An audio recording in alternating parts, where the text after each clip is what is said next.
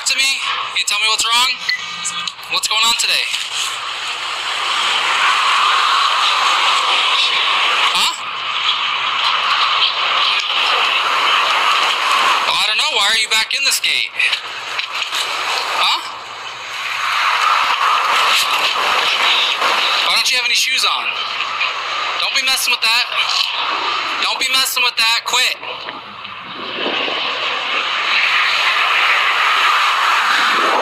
Stop messing with that. Do you know how to listen to what I'm telling you to do? Huh? Okay, you need to leave. Back off of me. Get back! I'm gonna fucking shoot you, dude.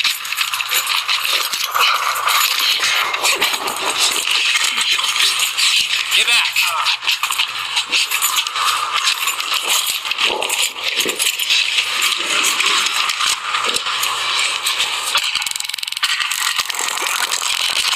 Oh, sometimes tasing don't fucking work.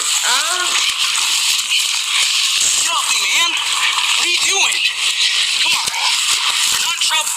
What? You're not in trouble. Hell no. You're not in trouble, man. Tasing don't work all the time. Step it up. Step it up. We got Hey, man, help me! And all this time, my boy, why you ain't call for backup?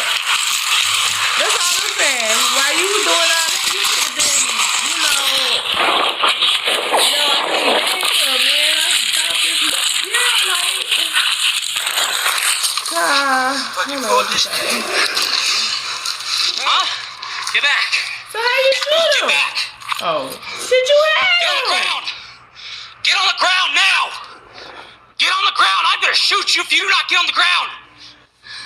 I bet you Get on the ground. Then. Well, he was tripping out. You running from me and shit.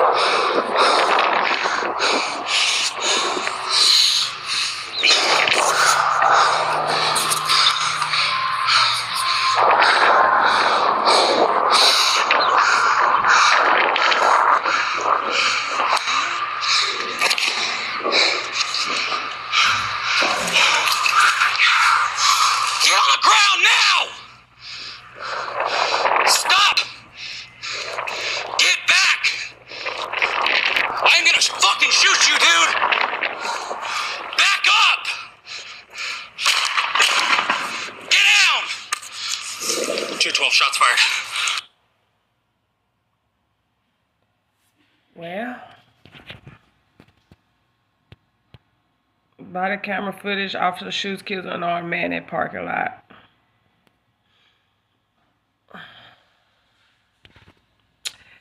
I don't know. I feel like he had that one coming. When you approach somebody in uniform like that, what the fuck you thought was gonna happen? What the fuck you thought was gonna happen? It's the fact that he had to drop on him several times. I don't know why you ain't been called for backup, none of that shit. I don't know why. He's down here. It's bad. Oh, Jesus. Whoa, man walks in on killer songs. He got a knife that way and everything. He's got puncture wounds all over the place, too. And so I'm like, oh, here's a young retard Hitler. If someone is trying to start a new worldwide cult, On March 10th, 2020, officers with the Idaho Falls Police Department are called to a home after one of the residents witnesses a bone-chilling crime. As investigators plunge into a case brimming with appalling discoveries and a suspect on the run, they encounter a twisted tale of cultish accusations and mental disorders. However, nothing prepares them for the twisted motive they will uncover at the end of this heinous crime. On a chilly evening, 31-year-old Aaron makes an urgent 911 call when he encounters a horrifying scene. The following videos have never been seen or heard before. 911, where's your emergency? This guy named Douglas, he just killed Hans. I don't know what his name is. His last name Hans. Aaron lives with 5 other individuals in a home dubbed the Graduate House, run by a local nonprofit that offers alternative housing options for those in need. And he just took off running down the street. Is he breathing? No, he's not. Hans is not breathing. Even though Aaron is panic-stricken, he somehow manages to gather his composure and relay vital details to the operator. He ran down towards common sense, towards that direction. Who's the male that stabbed him? Douglas Taylor. And you said he does have a knife? Yes, he does have a knife. He just killed him. Is he on the ground? He's on the ground. Hans is on the ground. He just cut. He just cut his neck with the knife, man. Is he lit? Okay, let's start CPR. You're gonna put him in a walker. I don't know. He's dead. He's dead. He's blue. He's completely blue. His neck is cut. What's knife? Over here. Over here. As officers arrive and move quickly to secure the scene, they find Aaron outside while the victim is bleeding out inside on the kitchen floor. He's down here. It's back.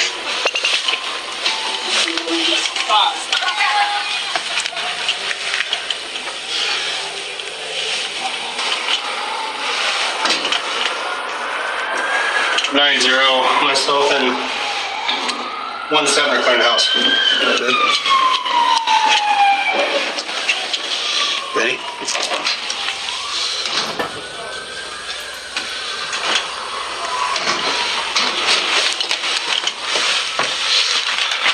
Inside the house, officers Kelly and Picard find the lifeless body of 51-year-old Herman Hans Worland lying in a pool of blood. We got a back door.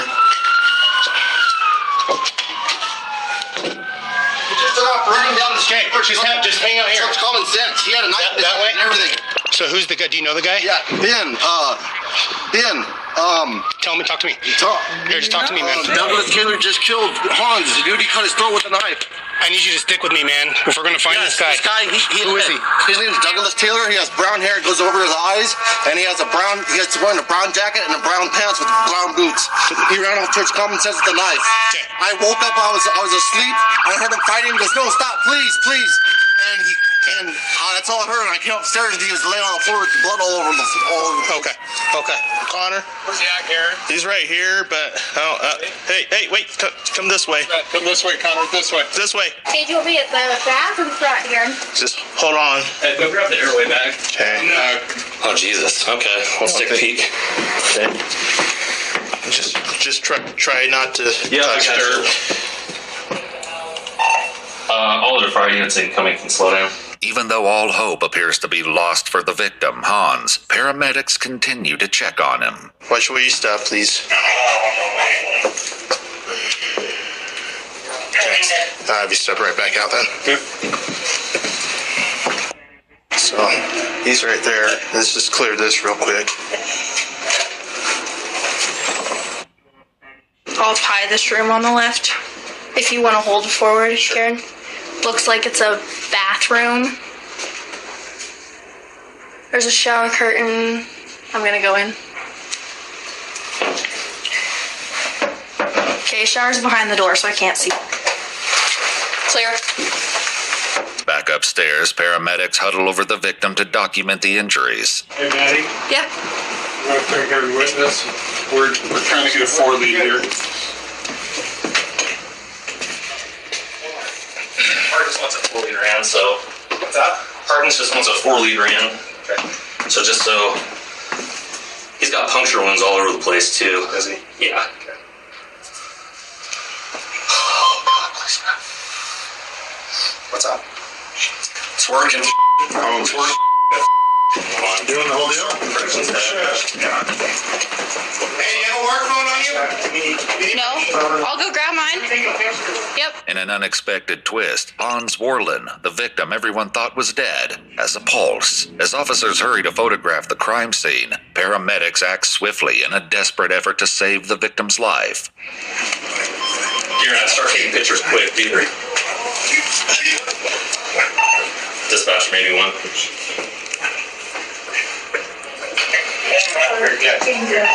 Call her advise we have a full trauma activation. We have an estimated 35-year-old male, cardiac arrest. He is in PDA. Yeah, I think we just move him and just get him out of here. I think it's our best bet. I'm going to keep talking to this guy real quick. It's good. You want to logistically organize them? It's coming out of the back of his head. Dude, it's freaking. Dude, I don't know. Keep going, keep cranking. Oh, God damn it.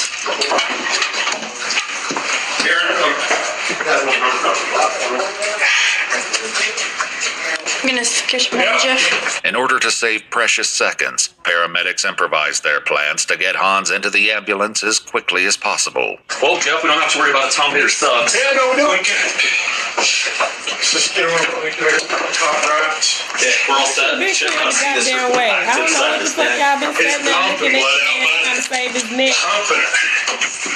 Because I'm picturing some shit that's hanging, that's very gnarled, just Pull that arm. all type of shit, just nasty, gross. Let's get a square on this. What change you got? That's what I'm picturing. Yeah, he's in P&A, dude. Okay. Boys, you ready? Okay. It's gonna drag. Damn. It's gonna drag. His legs, there's no stuff. Get him up. Alright. Watch those hands. I know, I'm trying to get a clock of shit.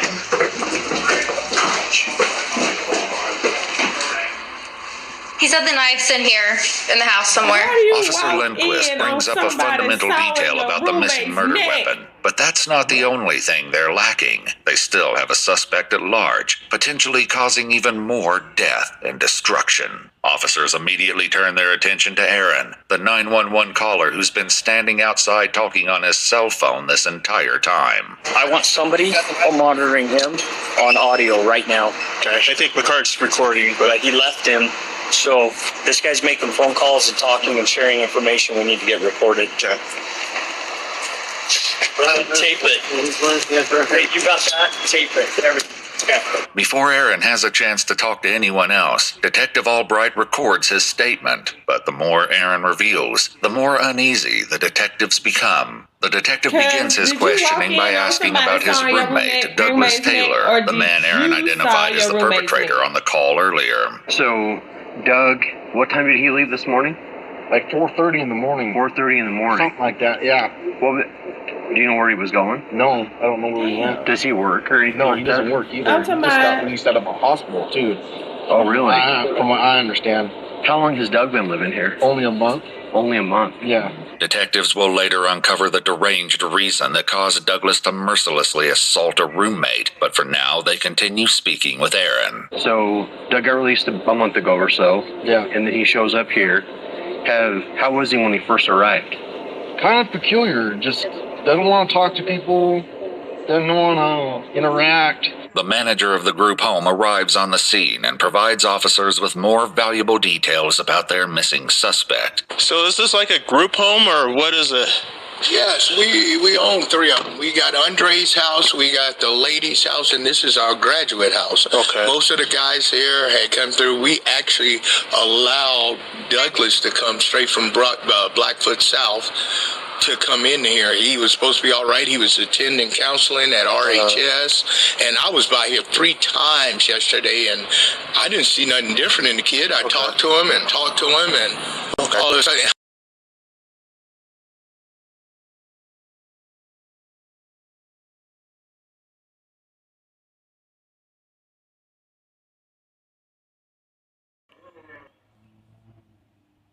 To his possible mental health concerns. Had he been normal kind of before that, for like the first 2 weeks he was here? No, not really. Sounded like strange, off to himself, talks to himself. So he's been talking to himself ever since he got here? Yeah, ever since he got here. But he started laughing to himself recently. Oh, just in the last 3 days? Like Yeah, just in the last 3 days, yeah. Well, yeah, that shit's important. It's one thing to talk to yourself. Bitch, you go to laugh. What about when he's laughing? Does he say anything specifically? No. That's some Joker just type mutter shit. stuff that you can't hear. What Aaron recounts next will leave no doubt as to the manic brutality of the events. Aaron That's what I told heard. everybody. Them, He was on the phone them scuffling or fighting upstairs, and I ran upstairs. And when I ran upstairs, that's when I seen Douglas Taylor with a knife sawing on Hans's neck. The distance between the top of the basement stairs to the site of the stabbing is less than 20 feet. The fact that Aaron witnessed the ruthless attack from such close proximity suggests that he was lucky to escape with his life. Oh, he looked at you? Yeah, he looked at me. Did he say anything? No, he didn't say anything. Was he still holding the knife? Yes. Or did he make any motions towards you or anything? No, he didn't make any motions or any threatening behavior or anything. I would have fought it back, man, if I would have known. So Hans was on all fours, on his knees, and with his hands on the ground. And he said, "No, stop, please." I heard him say, "No, stop, please." The crime scene photographs the officers raced to document earlier offer frightening proof of Aaron's detailed account. Remember what kind of a knife it was? It looked like a kitchen knife. Like a kitchen knife? I'm not sure, but they found that there's a red knife laying on the floor in there in the living room. That might be the knife. I'm not sure. But it looked like a kitchen knife that it had with a brown handle on it. Do you remember if it had a serrated edge? Or yes, it had a serrated edge. Oh, that makes sense, because you used that phrase, he was sawing at his head. Yeah. On his neck. Wow. The description of the weapon should help officers locate it quickly if the suspect did in fact leave it at the scene. But Aaron is about to share a curious detail regarding the relationship between the victim Hans and his attacker Douglas. Because I'm curious to know what would make somebody just want to solve somebody's pictures. Yeah, they would sit in the kitchen for hours and then end sometimes. Oh, really? Yeah. So is it fair to say that Doug and Hans got along better than maybe Doug and other people? No. No? No one really got along with him. No one really talked to him. Nobody really, and that's why I was asking, because earlier he had said that he wasn't very sociable. No, he wasn't very sociable. Hans is a friendly, nice guy. But Douglas is not. As Aaron's interview comes to an end, officers are still left wondering about the motive behind the assault and the location of the missing perpetrator. Through all of this, Hans' life still hangs in the balance. Oh, wait.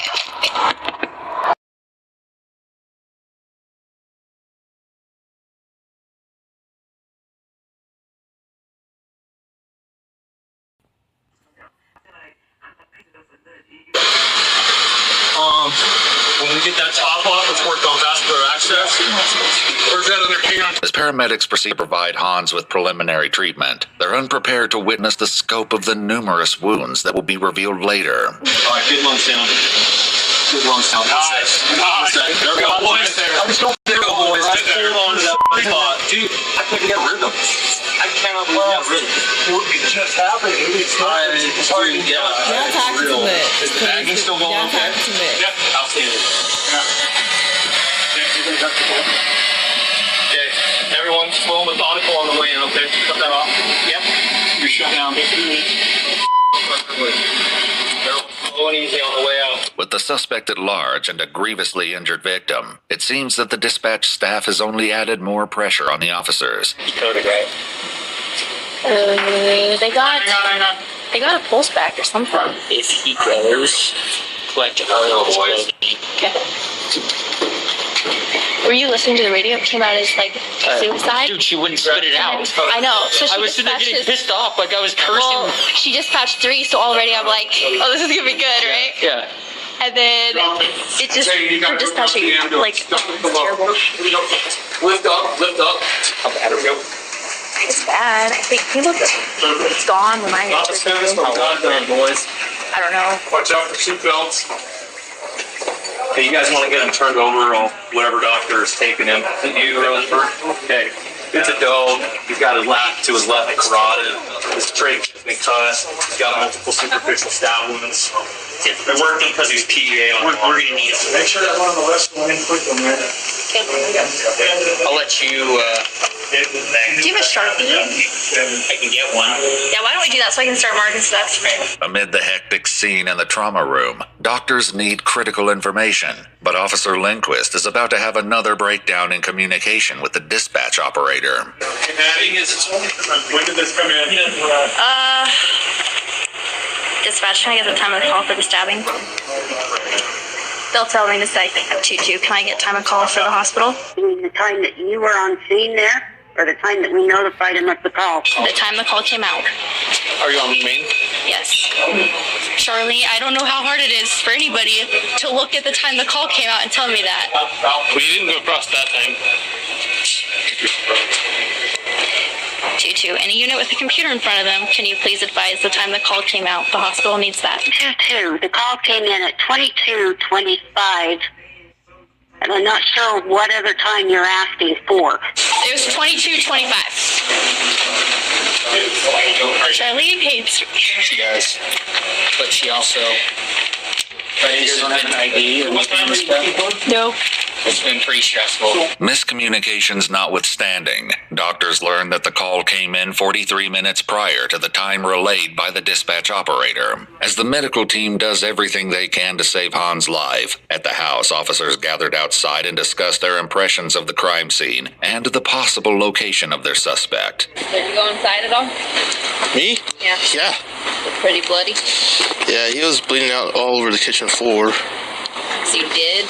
He looked at us. We didn't go any closer to him. We cleared the top floor, and then we backed out.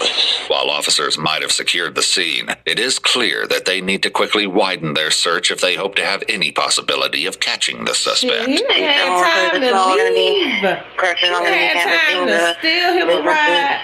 Haul ass. Adjacent to this canal sits a large shopping center where officers will make an unexpected discovery. Oh, don't tell me you go find this. Man, where'd you go? You hid up under somebody's porch or something. Officers converge behind the Albertsons, approximately 3/4 of a mile from the crime scene, and find their suspect sitting against the east side of the building. When officers ask what his name is, he replies, Douglas Taylor. Yeah, but it's got blood on his hands. The weapon. The weapon. They said the weapon he left there. 9041. Your suspect is saying the knife is there in the house still. The suspect is saying that the knife is still in the house. Even though Aaron originally reported that he saw Douglas fleeing from the crime scene holding a weapon, detectives identify a blood-soaked knife lying on the floor in the living room and get Douglas to the station without incident. Step in there, go and take a seat. Throughout his detainment, Douglas has appeared eerily calm and cooperative, but to get a full picture of the savage attack, detectives need to interview him. However, even seasoned detectives are not prepared to deal with the suspect as unsettling as this one. All right, Doug. Right there. You want some water? Yeah, I do want water. There you go. After reading him his Miranda rights, Detective Schwick cuts straight to the chase. I didn't have time to show the baby at this point, man. Don't tell me what the motive was. What? Did he piss you off? I'm the one who did it. Was you hearing shit? Did he some type of something like this? I'm not sure how to explain why I did it. Within the first few minutes of the interview, Douglas confesses to the attack. However, the motive behind his actions will remain a mystery that investigators have yet to resolve. I don't know how to explain it using regular terminology. Okay. In your own words is fine. I'll ask questions if the things I don't understand. I was thinking that probably something happened tonight, or maybe it's an ongoing issue that got you really mad. I wasn't angry. Okay. I have a system of metaphysics which would give you some insight into why. Can you explain a little bit? Can you just explain to us what exactly happened? I brutally stabbed to death that man in the kitchen. It should be noted that Douglas doesn't know that Han still clings to life and casually reveals a morbid series of events. Based on what happens later, everything he says will be called into question. You said it should have resulted in death. If he survives and pulls through, is that going to be a problem for you, or? There was no chance of survival. Did you make absolutely certain that the way you stabbed him was definitely going to kill him? Where did you stab him on his body, if I haven't seen this guy? I slit his neck open. He should have bled out completely. Did you stab him more than once? Yeah. Were you really mad at him? No. Sorry, I guess I asked you that before. I mean, when you're doing it, you have to do it in a precise manner, of course.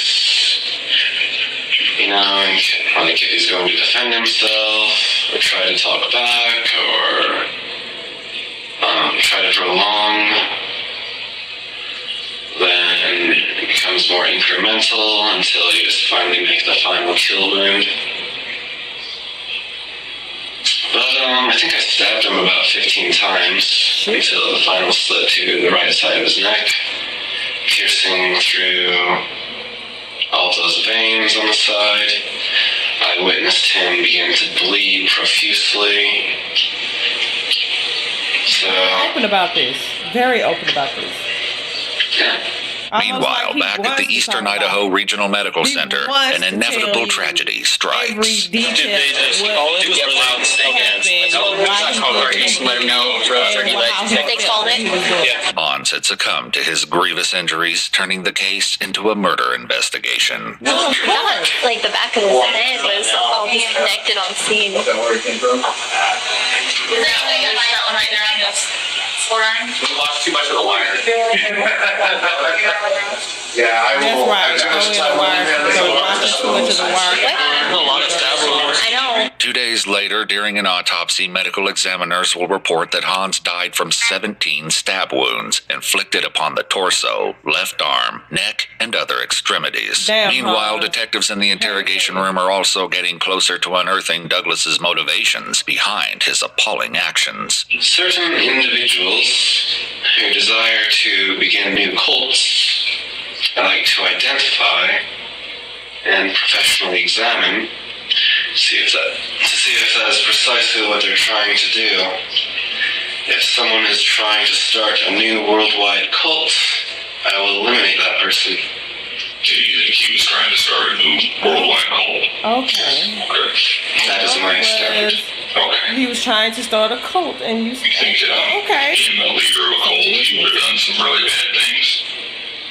There are enough religions on this planet. What he gonna do with the mental health in this country? Like too many. So we've been better off with fewer of those. It's running rampant out. Yes.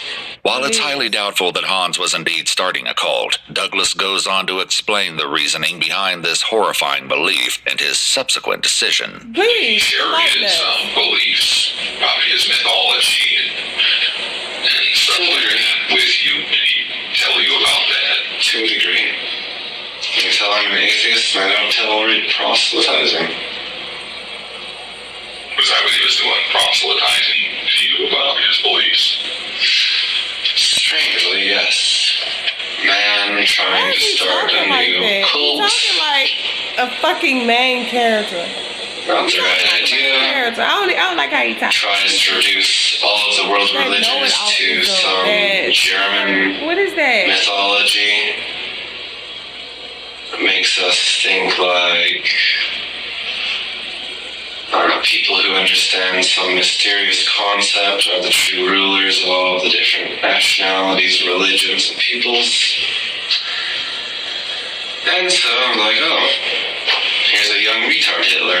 As the interrogation comes to an end, the detective has one final question for Douglas. After stabbing a guy like this, Crazy. what do you think would be the right thing to do? So he was trying to start a worldwide cult, but he was slash retard Hitler. The police, the law, the judges, and all these people who sit and make decisions about all this, what do you think is the right and appropriate thing to do? Not sure.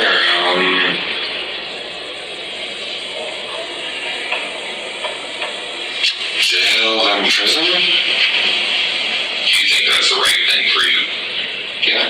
But if the detectives thought that this would be the last they'd hear of the man, they were in for a shocker. On October 12, 2021, over a year and a half after the incident, Detective Schwick received a handwritten letter from Douglas while he awaited trial. In the letter, Douglas claimed that he didn't kill Hans and alleged that his old roommate Aaron is the one who killed Hans. Douglas reports that he heard a sound, entered the house, and saw Hans on the floor in his blood. He then went back outside where he alleged that Aaron threatened him and gave him a jacket with some blood on it. After being supposedly traumatized by the events, Douglas claimed to have agreed to take the blame and made a false confession later. When Detective Schwick interviewed Aaron, he found him to be completely innocent, with no involvement in the crime whatsoever. Not long after his arrest, Douglas Taylor entered into the Idaho Security Medical Program, but on October 13, 2020, after After almost 4 months in the program, doctors declared him fit to stand trial. Then on December 15th, 2021,